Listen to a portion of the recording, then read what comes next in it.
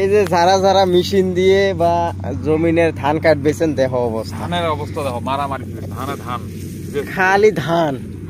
তাহলে এই সবসে 2 বিঘে 3 বিঘে আছে, দেখো কত ধান, অরিজিনাল কোনো সিডে নাই।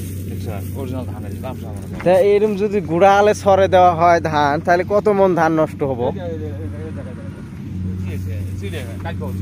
এত ধান আর আছে, কিভাবে মেশিন দিয়ে তাহলে ধান কাটবো। এখানে মাথা কাম করে না,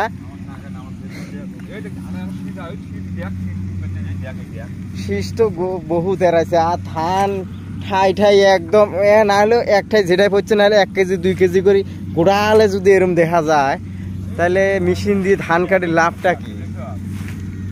হ্যাঁ, তাহলে না এই 10 মন যেটা বিঘে যদি 25 মন হয়, 10 মনে যাবো এটা ছিটে দিতে, 15 মন থাকবো বুদ্ধি।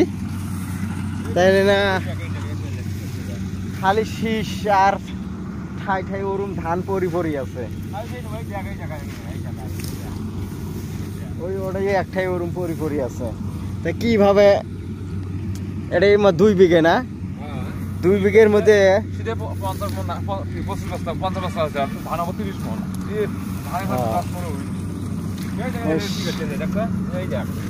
ধানের শীষ দেহ কিভাবে এড়ে গেছে, আরো ঠাই ঠাই পালা, এড়ে শীষ দেহ একদম ওরুম নিয়ে বড় বড় ওরুম শীষ ফেলে গেছে।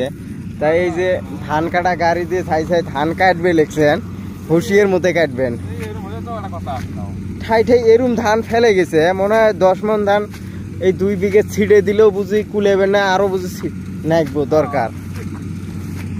তা দেখি আর ওই ফের ওইটা দেখি কেমন হয়। এটা ঝের মেলা কাটি গেল, এটা কাটবে লিখছে। তা চাইছে ধান কাটবেন হুঁশিয়ার মতো দেখি শুনি কাটবেন, নাহলে কোনো ঠকবেন।